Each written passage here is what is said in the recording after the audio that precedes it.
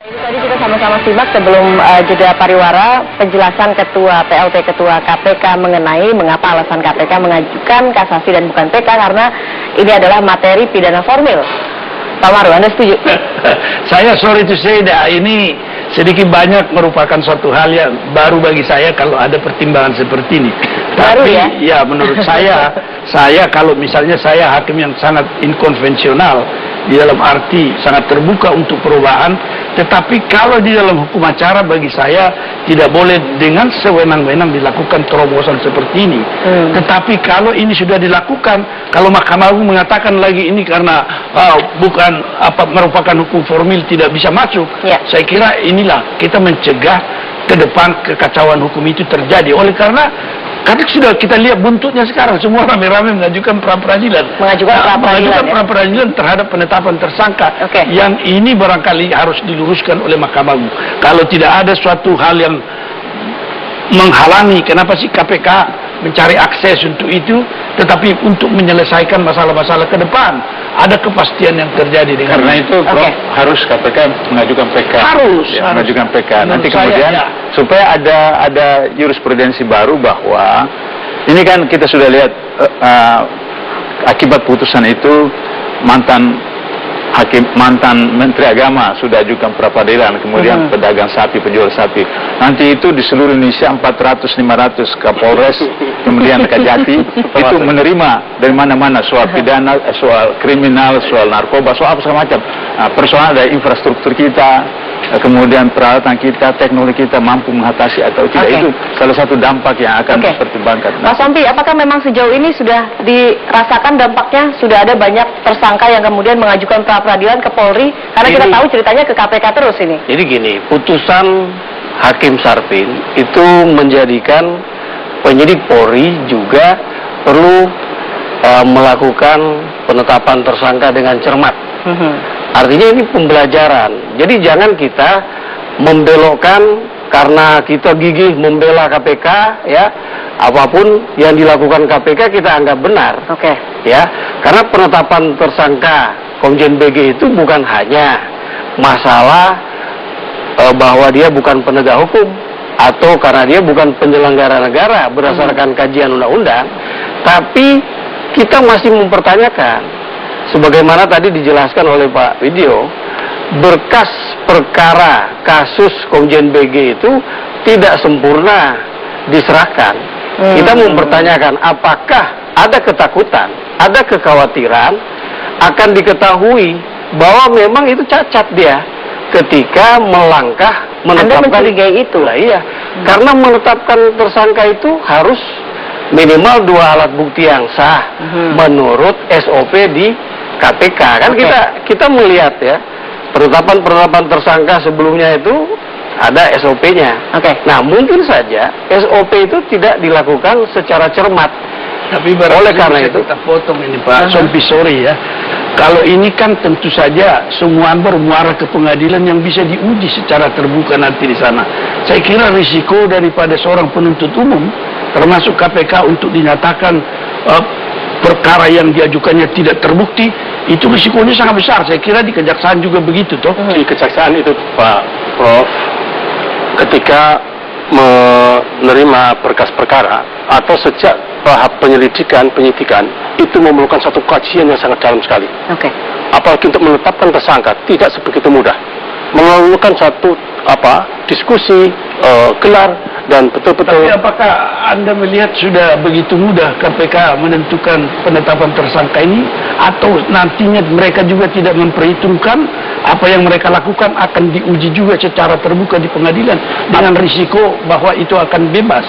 Artinya ketika kejaksaan menerima limpahan berkas dari KPK, itu must be correct, komplit sejauh mana berkas itu ada. Karena kalau perkara ini nantinya dibawa ke persidangan tidak cukup bukti, itu risikonya dibebaskan. Nah, kejaksaan tidak mau. Oleh karena itu perlu kajian, perlu ketelitian sedemikian lengkap, sedemikian komplit. Ada keraguan begitu?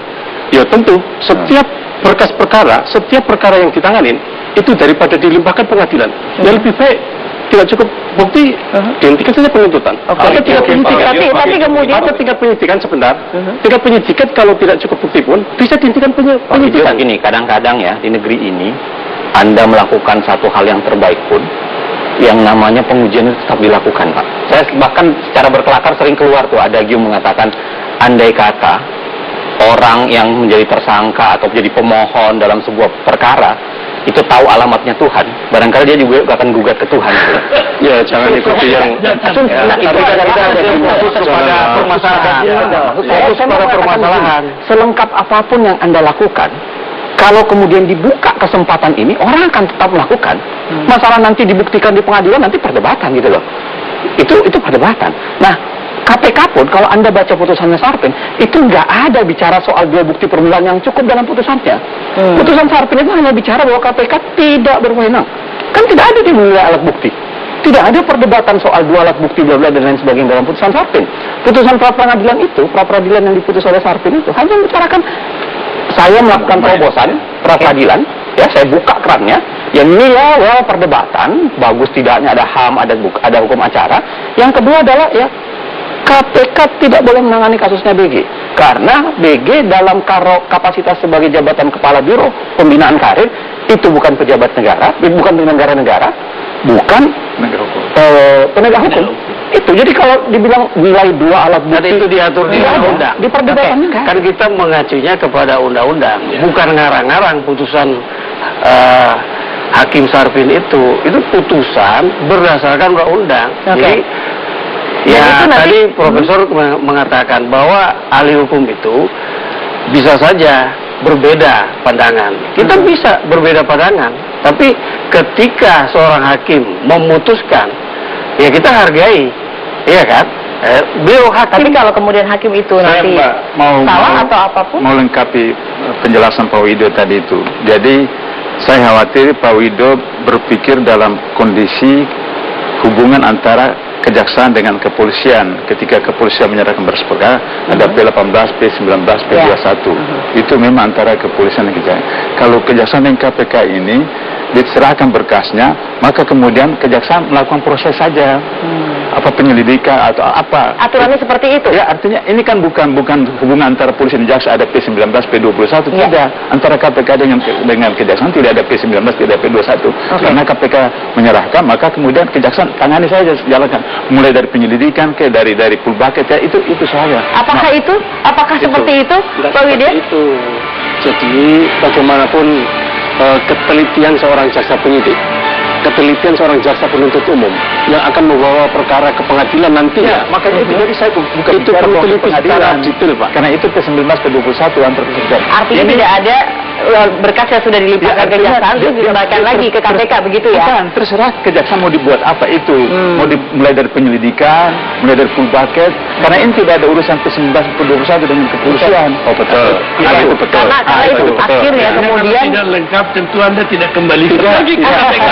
Tetapi saya melihat begini, mungkin saja ya yang dimaksud Pak Widyo bahwa berkas yang diserahkan kepada kejaksaan itu belum seluruh dari administrasi yang harusnya setelah dibuat, ya, karena sudah menetapkan seorang tersangka pasti ada SOP-nya, kemudian administrasi apa yang sudah dilengkapi, karena yang meneliti ini baru jaksa penyidik, bukan jaksa penuntut umum, Pak. Jadi tapi ada kemudian rencana juga dari kejaksaan untuk melimpahkan berkas ini ke soal kepolisian. melimpahkan atau tidak, itu is depend on hasil penelitian ini dulu. Kita pelajari sedemikian rapi dulu.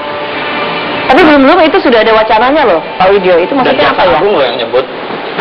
Iya. Soal nanti diserahkan ke kepolisian atau tidak, yang jelas saya kebagian untuk menerima amanat untuk berkas perkara dari KPK. Kekurangan formil waktu ini kalau sudah ditetapkan saya nggak ada kelengkapan itu. Jadi kita minta itu. Jadi kalau Pak Soni itu betul, Pak Soni itu betul. Jadi kalau misalnya karena sudah ada di tangan KPK tapi belum diserahkan, nah itu betul Pak Soni. Yang saya maksud itu juga sama. Tapi tidak dalam konteks P19 tidak. Posisinya berbeda. Belum sampai ke sana. Itu provisi koordinasi yang Pak Abdul sampaikan tadi itu. Sehingga nanti kemudian kalau misalnya Kejaksaan Agung mau limpahkan ke kepolisian, kan dia harus beritahu kepada KPK. Nanti KPK dalam proses kenapa Anda serahkan? Nah itu, disitulah Saya sih sebenarnya tertarik dengan perkataan Pak Widyo.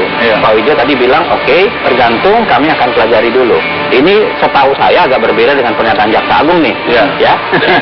Setahu saya tidak nonton langsung, saya tidak pernah wawancara langsung dengan beliau. Yang saya baca di media adalah pernyataannya adalah akan menyerahkan ke reskrim. Oke.